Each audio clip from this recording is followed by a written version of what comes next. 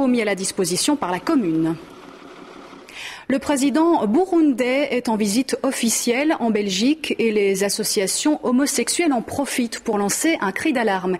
Il faut savoir qu'au Burundi, l'homosexualité est considérée depuis peu comme un crime. Gérald Vandenberg l'a rencontré. Le président burundais a été reçu en grande pompe en Belgique. Mais derrière ces flonflons, une polémique prend de l'ampleur. Le code pénal burundais vient de changer. Dorénavant, quiconque entretient des relations sexuelles avec une personne du même sexe subira une peine de 3 mois à 2 ans de prison. Les homosexuels burundais sont devenus des criminels. La Belgique, l'Europe et le Burundi sont des pays tout à fait différents, qui ont des cultures tout à fait différentes. Ce qui fait que même au niveau de la constitution burundaise, il y a des dispositions qui n'autorisent pas l'homosexualité au Burundi. Vous avez vu, il y a eu des débats contradictoires, et même au Sénat. Et après, l'Assemblée nationale s'est prononcée en faveur de la Constitution. Ce changement de loi au Burundi est loin d'être anodin.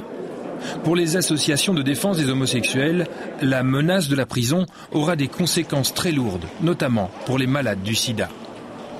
Aller dans un hôpital pour demander des soins, c'est révéler son homosexualité et donc révéler son crime, entre guillemets, et prendre le risque d'être arrêté. Ce changement de loi ne s'expliquerait pas seulement par un rejet des homos. Il y aurait derrière tout cela des motifs beaucoup plus politiques.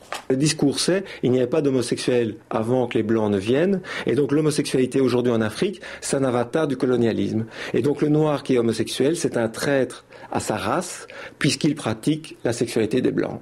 Et ça, c'est très fort parce que, au-delà de l'ostracisme sanitaire, je vais dire, il y a vraiment un ostracisme social du mauvais noir qui fait comme les Blancs. 85 pays dans le monde punissent toujours l'homosexualité sévèrement. Dorénavant, le Burundi en fait